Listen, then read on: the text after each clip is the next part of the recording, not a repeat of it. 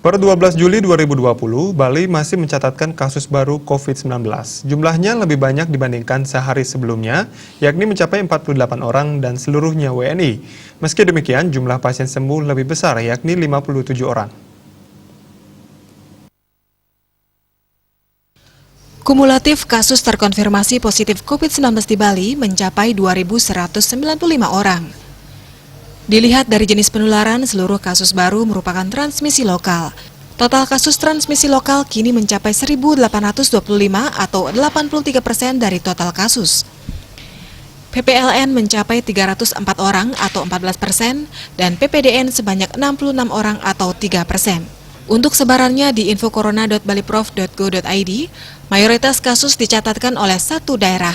Lagi-lagi Denpasar menjadi penyumbang terbesar jumlah kasus harian.